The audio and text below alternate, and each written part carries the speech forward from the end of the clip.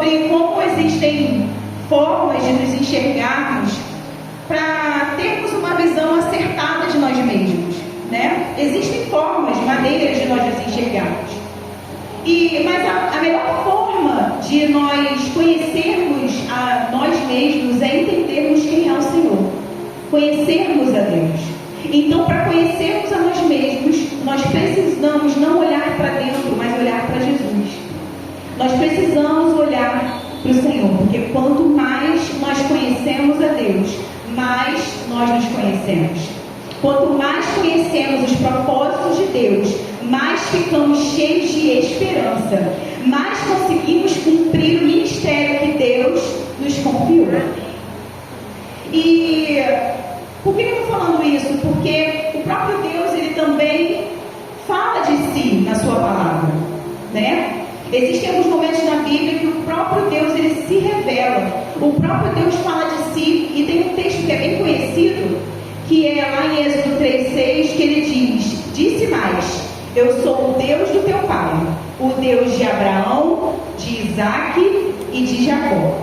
É muito comum, né? Quem aqui já ouviu esse texto? Tem pessoas até que na hora da oração falam também. Vai orar, Deus de Abraão, de Isaque, de Jacó, né? Vai começar a oração assim. Tem louvores que falam isso. O Deus de Abraão, de Isaque e de Jacó é o mesmo. Então, nós conhecemos muito bem porque o próprio Deus se titulou assim. Mas se eu perguntasse hoje, você sabe por que Deus se revelou como Deus de Abraão, de Isaque e de Jacó? Você saberia me explicar? É sobre isso que nós vamos falar hoje. Esse texto ele se repete mais algumas vezes na Bíblia, quando Moisés é enviado para a libertação. Lá no versículo 15 e 16 diz: diga aos israelitas, o Senhor, o Deus dos seus antepassados, o Deus de Abraão, o Deus de Isaque, o Deus de Jacó, enviou-me a vocês. Este é o meu nome para sempre, nome pelo qual serei lembrado de geração em geração. Vá, reúna as autoridades de Israel e diga-lhes: o Senhor, o Deus dos seus antepassados, o Deus de Abraão, o Deus de Isaque, o Deus de Jacó, apareceu para mim. Em Mateus 22:31 também diz: acerca da ressurreição dos mortos, não tendes lido o que Deus nos declarou, dizendo: eu sou o Deus de Abraão, o Deus de Isaque, o Deus de Jacó? Ora, Deus não é Deus dos mortos, mas Deus dos vivos. E você já se perguntou o porquê? Porque, querido, quanto mais nós fazemos perguntas, mais nós aprendemos, mais nós nos desenvolvemos, mais nós crescemos. E eu vejo isso porque eu tenho uma filha que vai fazer 6 anos agora em abril, e tem dia que ela está atacada me fazendo pergunta. É o dia inteiro fazendo pergunta, e perguntas às vezes eu nem sei responder, mas eu tento responder todas porque o pai e a mãe tentam responder para que o filho aprenda, para que ele cresça, ele se desenvolva. Então, da mesma forma, o nosso pai, ele quer que nós aprendamos e também venhamos a crescer. E existem 3 aspectos que Deus se revela quando ele diz: eu sou o Deus de Abraão, o Deus de Isaque, o Deus de Jacó. Eles foram os pioneiros de Israel, mas alguma coisa eles têm para nos ensinar. Lá em Gênesis 12, versículo 1, 2 e 3, eu não vou esperar muito para ganhar mais tempo. Hoje é vigília, né, pastor? Ele tinha falado que era vigília. Vigília? Gênesis 12, 1, 2 e 3. Ora, o Senhor disse a Abraão: sai da tua terra, da tua parentela e da casa do teu pai para a terra que eu te mostrarei. E far-te-ei uma grande nação, e abençoar-te-ei e engrandecerei o teu nome, e tu serás uma bênção. E abençoarei os que te abençoarem, e amaldiçoarei os que te amaldiçoarem, e em ti serão benditas todas as famílias da terra. Tudo começou com Abraão. Ele foi o meio de partida do propósito de Deus, da redenção de Deus de salvar a humanidade.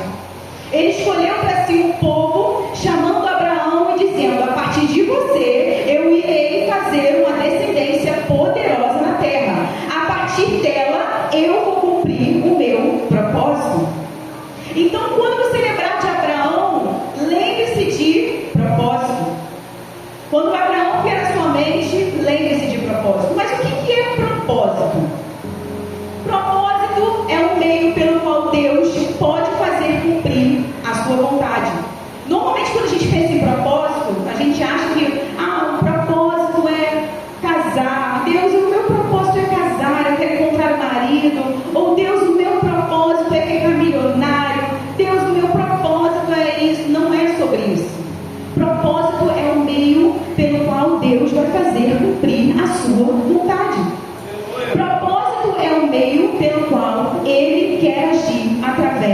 de você. Abraão era um propósito. Abraão, ele era um meio que Deus escolheu de fazer cumprir a vontade dele. Então, quando você pensar em propósito, lembre-se que você é um propósito. Você é um meio pelo qual Deus escolheu fazer cumprir a vontade dele aqui nessa terra. Amém? Me ajuda a pregar hoje à noite. Eu acho que a luz está... Alguém pode acender? Para os irmãos não dormirem, senão vou dar um susto em vocês. Então, Abraão cumpriu o princípio do propósito. E como fazemos isso? Como nós cumprimos o propósito? Obedecendo. E obedecendo nas escuras, às cegas. Porque eu não sei se você percebeu, mas o chamado de Abraão ele foi um pouco diferente do habitual. Um pouco diferente do que nós queremos hoje em dia. Porque ele foi chamado para administrar alguma coisa? Foi? Não, Abraão ele foi chamado para deixar alguma coisa. Ele não foi chamado para administrar, diferente do que nós gostaríamos. Ele foi chamado para deixar alguma coisa. Ele foi chamado para deixar a sua terra. Ele foi chamado para deixar o seu país. Ele foi chamado para deixar a sua família. Ele foi chamado para deixar a sua casa. O chamado para o propósito de Abraão era deixar. Mas ninguém quer ser chamado para deixar. Ninguém quer ser chamado para deixar. A gente só quer ser chamado para receber. Deus me chama para receber porque eu estou pronta. Sabe por quê, querido? Isso tem a ver com propósito. Não existe propósito fora do deixar. Não existe propósito fora do deixar. Todo propósito na vida, todo propósito que Deus vai exigir de você, vai ser preciso que você deixe alguma coisa.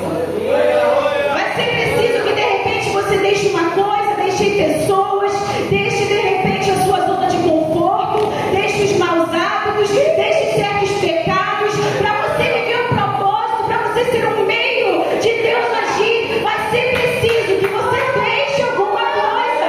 Nós vamos precisar abrir mão de muitas coisas. E não foi só isso. Abraão foi chamado não só para deixar, mas também para fazer sem saber de nada. Deus não falou para onde ele iria. Deus não falou o que ia acontecer. Ele só falou: sai, deixa, sai daí, larga, abandona, sai para a terra que eu vou te mostrar. Ele não falou para a terra que eu já te mostrei. Ele não falou: vou te mostrar daqui 5 minutos. Ele falou: eu vou te mostrar.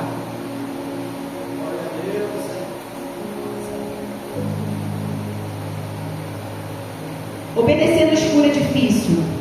Ele nem sabia para onde ir. E venhamos e convenhamos, querido, bendito o homem e a mulher que não sabe de nada, que não enxerga nada, que não vê nada, mas escolhe obedecer.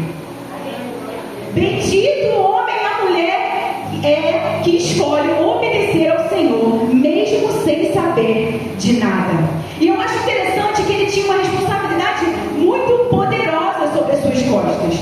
Ele tinha sido escolhido para partir dele uma grande nação. Mas, gente, a Bíblia não fala que Abraão era um camarada maravilhoso, que ele era um ser brilhante, que ele era incrível.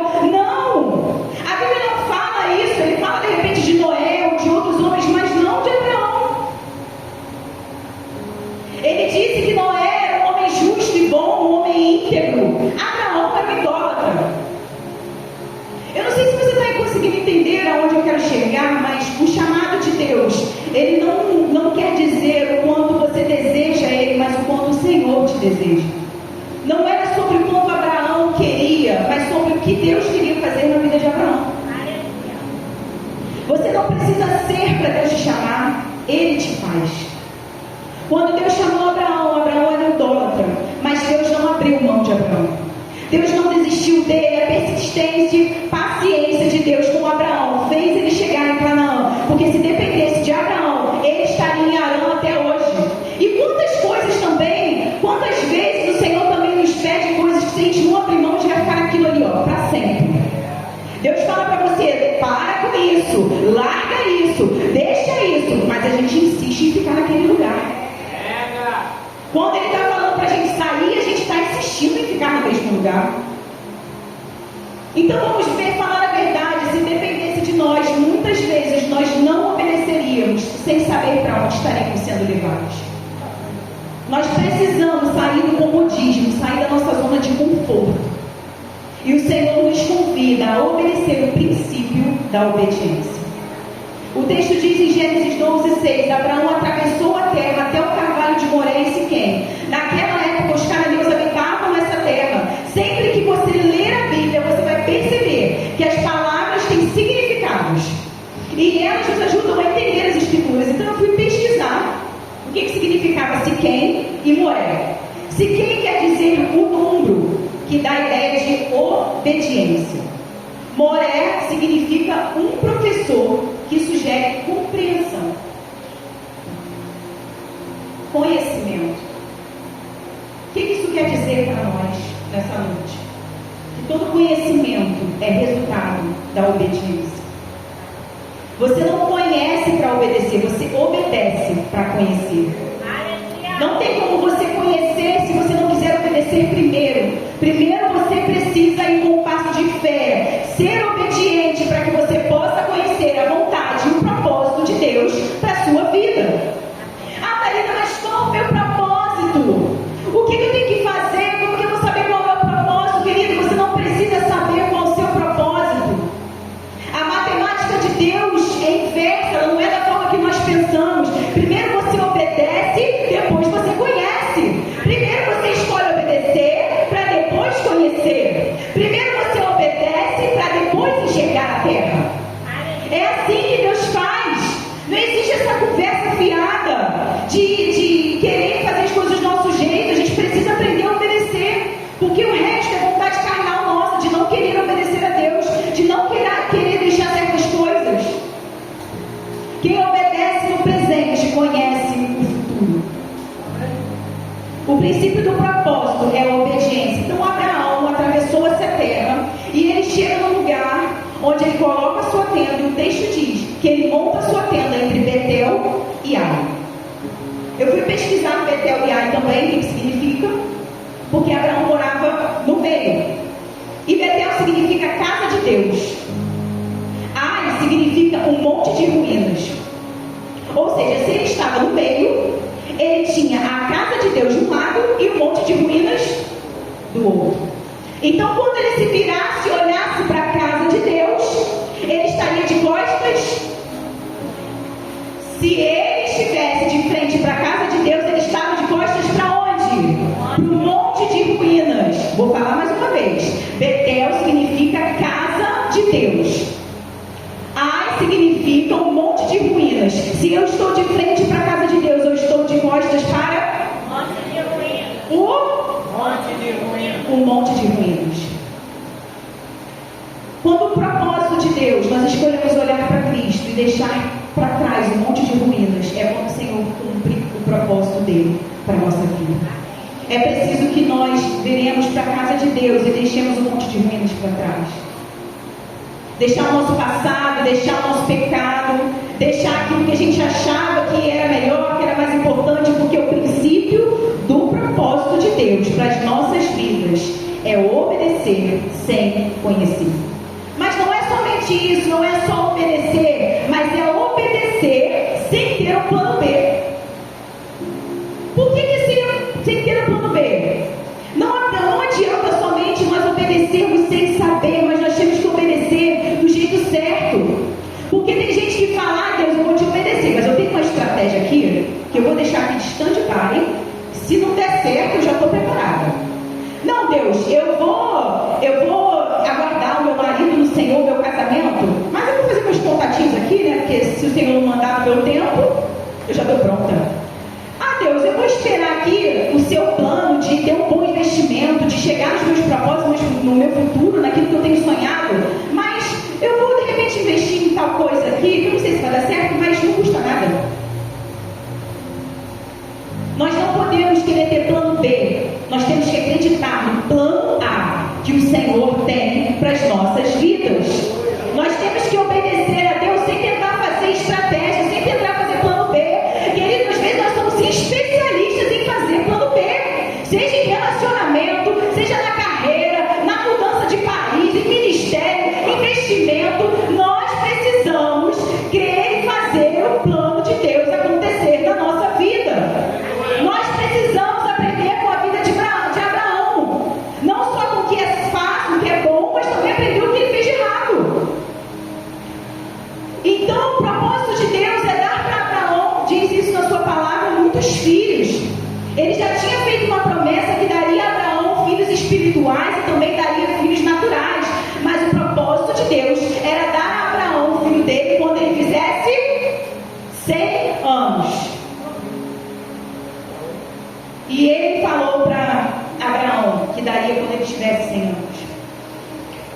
Então, nós aprendemos que obedecer é primeiro que princípio é primeiro obedecer para depois enxergar.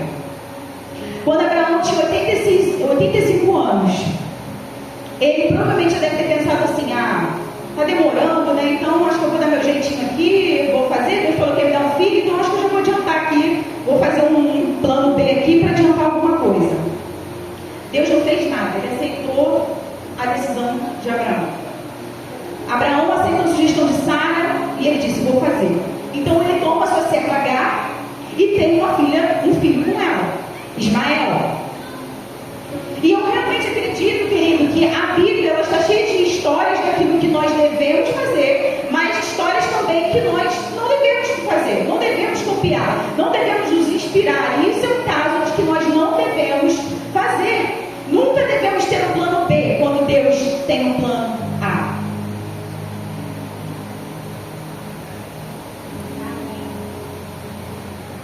Todas as vezes que nós quisermos andar no plano B, vai nascer alguma coisa dessa decisão.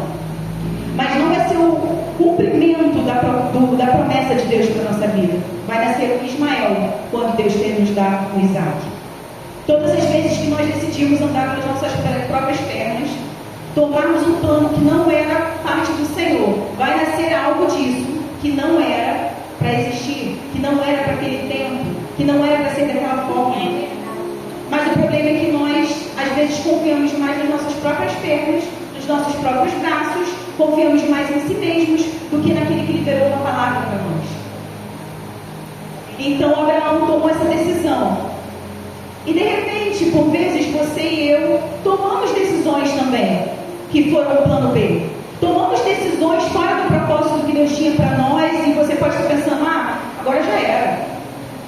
Agora acabou para mim. Eu fiz coisa errada, eu não devia ter feito isso, eu não devia ter feito esse plano B, eu não devia ter ido por onde eu achava que era. Mas deixa eu te dizer, tem esperança e está tudo bem. Tem esperança para você. Porque Deus não desistiu de Abraão quando ele fez isso. Deus poderia ter desistido, mas ele não desistiu.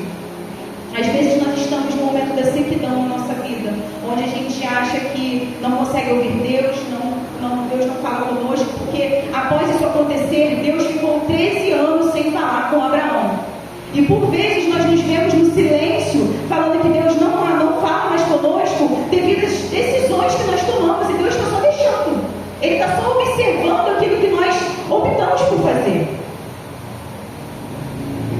Mas Deus ele volta a falar com Abraão quando chega a hora de cumprir o propósito, o plano que Deus fez. Lá em Gênesis 17:1 diz: quando Abraão estava com 99 anos, 13 anos em silêncio. Quando Abraão estava com 99 anos, ele decide cumprir o plano que ele já tinha para Abraão.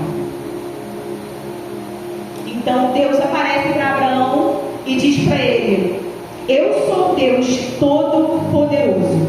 Ande segundo a minha vontade e seja íntegro. Essa é a primeira vez nas Escrituras que Deus vai se titular como Deus Todo-Poderoso. E por vezes o Senhor vai nos mostrar facetas, virtudes dele que nós ainda não conhecíamos em determinados momentos da nossa vida. E foi isso que Deus fez. O Deus de Abraão é o Deus do propósito. Quando nós falamos de Abraão, nós entendemos: Deus tem um propósito na minha vida, Deus desenhou um futuro na minha história, Deus tem um propósito para a minha vida, Deus tem algo para cumprir na minha vida, Ele tem um propósito, Ele tem um futuro de esperança. O que eu preciso fazer? O que eu preciso fazer? Eu preciso obedecer para depois conhecer. Então é isso que nós aprendemos com Abraão. Mas Deus também se titula como Deus de Isaac. Ele fala: eu sou o Deus de Abraão, ou seja, o Deus do propósito, mas eu também sou o Deus de Isaac. O que Isaac nos ensina?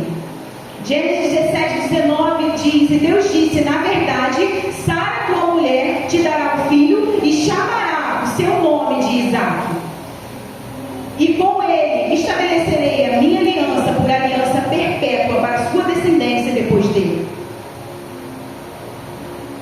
Preste atenção nessa parte aqui, esse texto é bem forte, porque Deus revela 3 coisas acerca de Isaac. Ele revela Isaac como um filho, como um herdeiro e como alguém que vai perpetuar a sua descendência.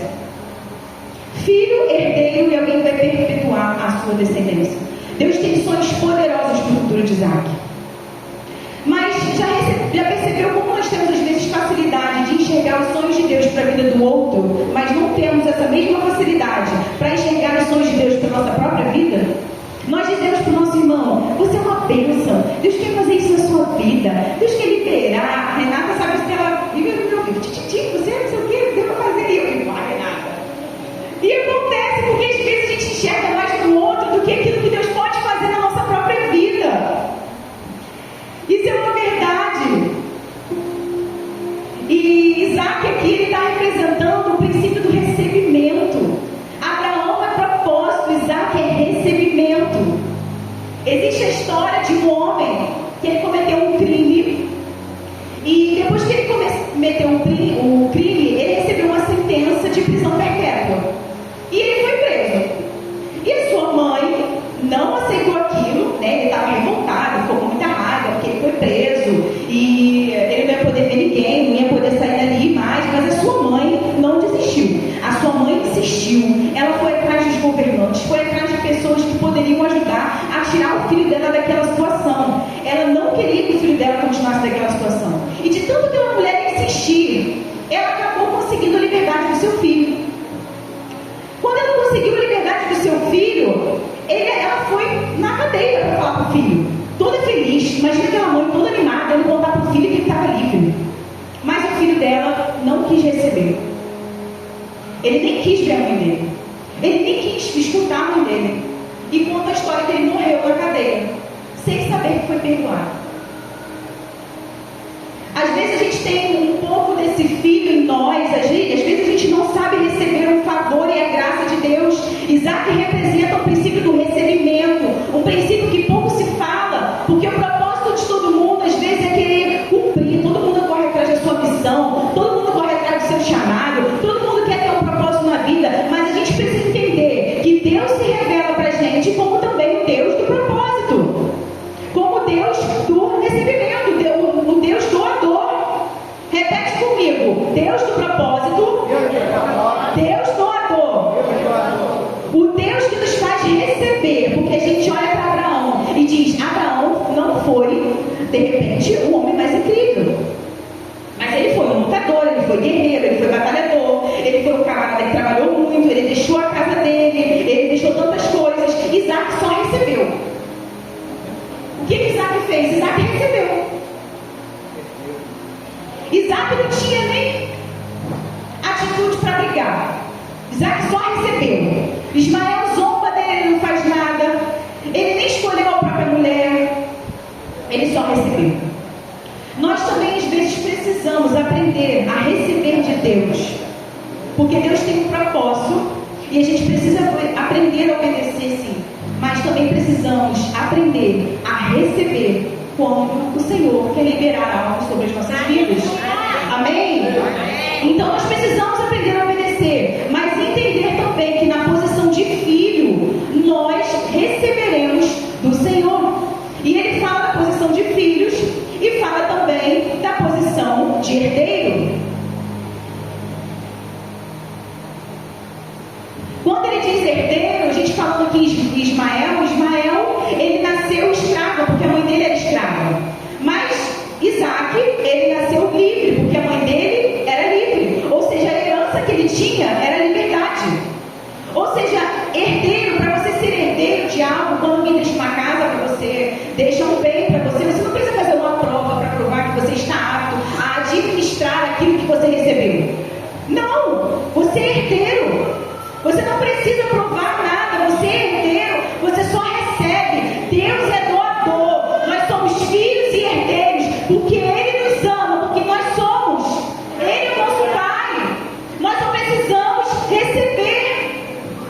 E por último, legado. Você vai ser um perpetuador da descendência.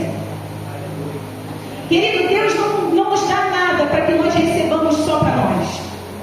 Deus não libera nada na nossa mão para que fique só em você.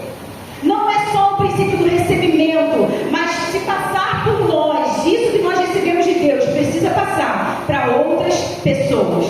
Tudo que Deus coloca na nossa mão, nós precisamos passar para as próximas gerações, dar às outras pessoas. O favor e a graça de Deus que te alcançam precisam alcançar as outras pessoas. Não pode parar em você.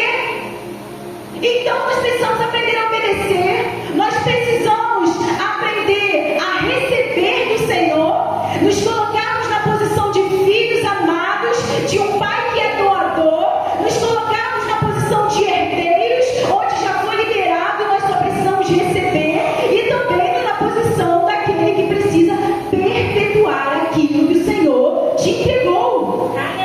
É isso que o Senhor quer de nós. E será que hoje o que nós estamos trabalhando para perpetuar, para continuar aquilo que o Senhor já te entregou?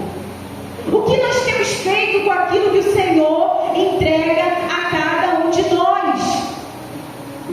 Ele quer que nós saibamos administrar aquilo que Ele coloca na nossa mão. Mas nós temos aqui também, além de Abraão, diga, Deus de Abraão, Deus de Isaac e o Deus de Jacó. Jacó, nós temos o princípio da reforma. Estou tomando um remédio que faz a minha boca ficar muito seca, parece o deserto de Saara. Então nós temos aqui o princípio da reforma, o princípio da transformação. Jacó, ele era ardiloso. Jacó, ele era habilidoso, ele era inteligente, mas ele fazia tudo do jeito dele. Ele já nasceu enganando, segurou o calcanhar do irmão dele, enganou o pai, e por isso ele teve que fugir. Ele trabalhou, ele queria casar com uma mulher, deram outra, aí ele ficou rico, depois teve que entregar tudo. Que vidinha, e já começou difícil, já começou conturbada. Enquanto Isaac só recebe, Jacó já começa tudo errado, já começa uma bagunça. Não sei se você consegue perceber a progressão do texto que nós estamos fazendo aqui, mas Jacó, ele já começa nessa bagunça toda. É como se ele já tivesse nascido debaixo de uma nuvem negra, onde acontece um monte de coisas em volta dele. E ele trabalha bem, só que ele tem que dar tudo para o irmão dele. Nessa dele encontrar com o irmão dele, quem ele encontra? Vamos ver se vocês estão afiados na palavra. Isso aí. E ele é ferido na... Não estou ouvindo. Ferido na coxa. Eita, gente, ó, é PT, 16h30 no domingo. Ele é ferido na coxa. Diz a palavra que ele foi ferido na coxa. Deus faz uma marca nele. Eu não sei se você sabe, mas a coxa era símbolo do centro de força. Era como se Deus estivesse dizendo para Jacó: olha, Jacó, toda a sua força, tudo que você tem, a sua autossuficiência, ela tem que ser submetida a mim. Eu tenho um propósito para você, eu quero te dar coisas, assim como foi com Abraão, assim como foi com Isaac, mas não começa a se achar alguma coisa, porque senão eu venho, acabo com isso, e aí eu vou fazer o princípio da reforma. Eu vou cumprir o princípio da transformação. Porque, querido, o princípio da transformação, o princípio da reforma é quando Deus libera coisas sobre a nossa vida e a gente já começa a se achar. Porque às vezes a gente não sabe receber, às vezes sabe receber até bem demais, né? Já começa a achar que foi a gente mesmo que fez. Ai, recebi, eu sou brava, eu sou forte. Ai, preguei, 100 almas se converteram, arrasei. Cantei bem, arrasei. Olha quanta coisa eu estou fazendo. Quando a gente começa a se achar, Deus vem com o princípio da reforma sobre a nossa vida. Ele fere a gente na coxa. Ele vem com o princípio da transformação sobre a nossa vida. Porque a reforma é quando Deus faz tudo de bom na nossa vida. Mas às vezes a gente quer criar asas e quer crescer para cima de Deus, para cima de todo mundo.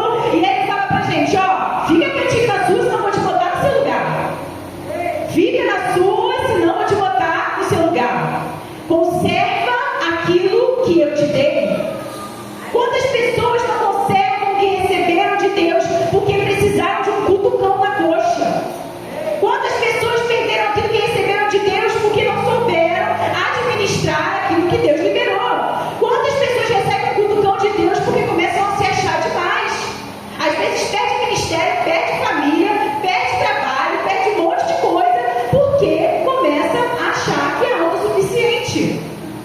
O princípio da reforma é a disciplina do Espírito Santo em nós. É a verdadeira transformação do Senhor sobre as nossas vidas. Esse é o princípio da reforma. Quando nós nos encontramos com Deus, o jogo vira. Quando nós nos encontramos com Deus, o jogo muda. Jacó passou de um enganador para um enganado até pelos filhos. Ele deixou de ser enganador e passou a ser até enganado. Porque Deus muda o nosso caráter. Quando nós nos colocamos na mão do Senhor, nos submetemos à presença dEle, ao agir dEle, ao agir do Espírito Santo, nós somos moldados pelo Senhor.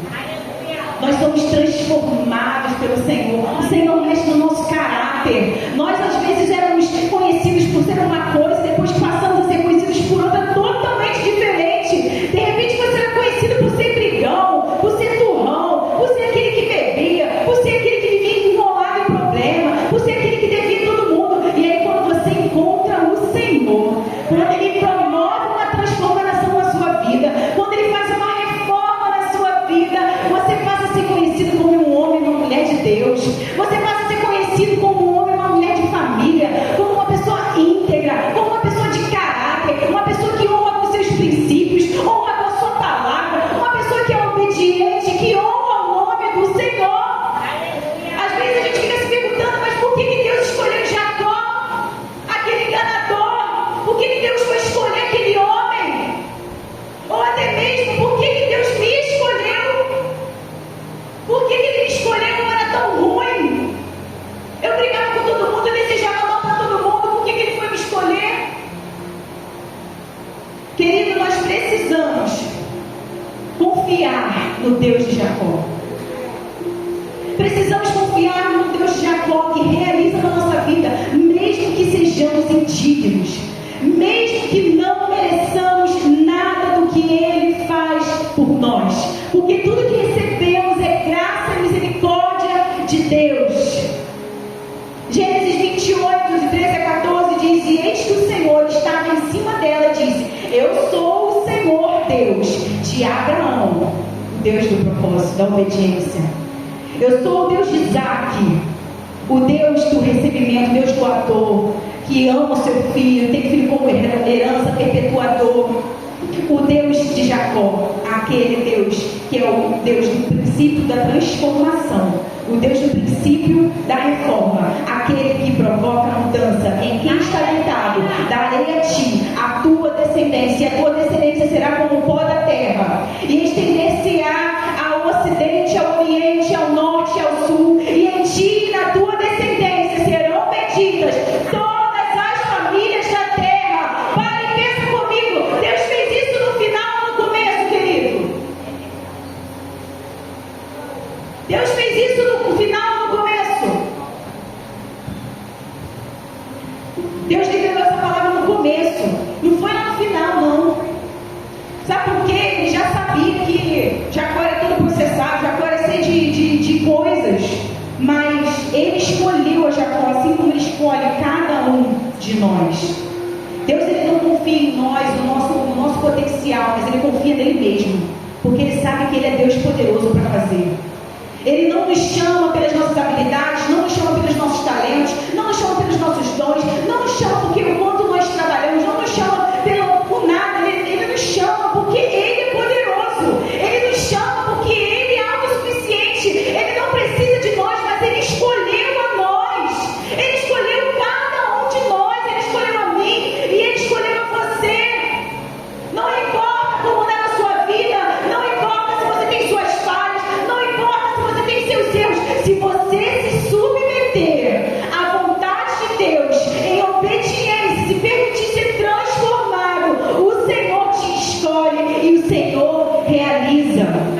Esse é o Deus que nós servimos, é o Deus de Abraão, de Isaac e de Jacó. Eu queria, para encerrar, contar uma última história de um violinista. O nome dele era Paganini. Ele estava para fazer uma apresentação em Paris e tinha uma multidão para ver a orquestra, ele se apresentar com o violino. Ele era muito conhecido, as pessoas estavam cheias de expectativa. Nossa, a gente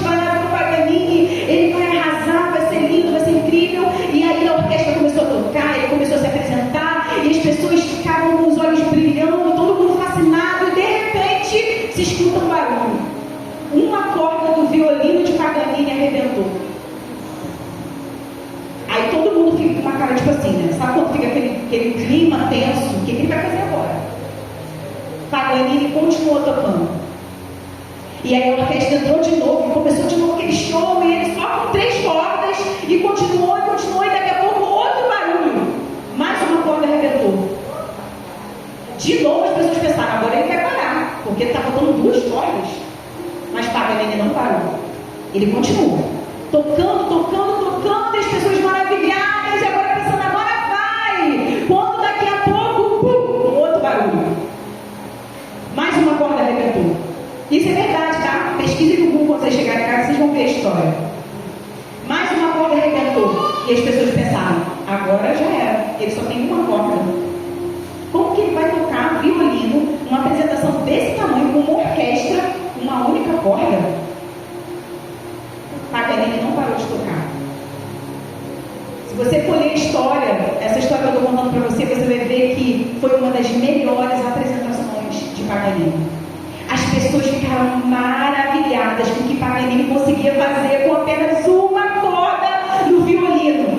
As pessoas não conseguiam acreditar como que ele está fazendo isso com uma corda só. Como que ele consegue? Meu querido, às vezes esse violino somos eu e você. Esse violino sem corda, estragado, com defeitos, onde as pessoas acham que não vai sair nenhuma harmonia, nenhuma música, somos eu e você na mão de Deus. Esses somos nós. Ninguém esperava que fosse sair uma melodia tão linda daquele violino. Mas às vezes eu e você estamos com o violino, às vezes com defeito. Às vezes já perdemos todas as nossas cordas e só sobrou uma só. Pensamos que acabou, pensamos que não tem mais jeito. As pessoas dizem que não tem mais jeito, mas se você estiver na mão certa, se você estiver na mão do Todo-Poderoso, se você estiver na mão do Deus de Abraão, de Isaac e de Jacó, o Senhor vai fazer uma melodia linda. O Senhor vai fazer cumprir os propósitos que Ele designou para a sua vida.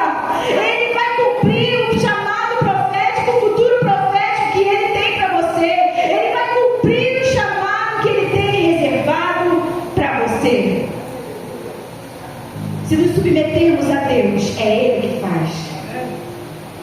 O Deus de Abraão, o Deus de Isaac e o Deus de Jacó é o Deus da Thalita, é o Deus da Renata, é o Deus do pastor José, é o Deus da pastora Prudente, é o Deus da missionária Tia Negra, é o Deus da Silvana. Ele é o nosso Deus. Ele continua sendo o nosso Deus. Ele continua sendo Deus que opera. Ele continua sendo Deus que tem propósito, que vai cumprir quando nós obedecemos. Ele continua sendo um Deus que doa, mesmo sem merecermos. Ele continua sendo um Deus que pode fazer acontecer nas nossas vidas, se nós confiarmos nele, se nós confiarmos nesse Deus. Não importa como você está, o Senhor pode fazer realizar os propósitos que Ele tem para a sua vida. Não se esqueça, propósito é o meio pelo qual Deus escolheu cumprir a sua vontade.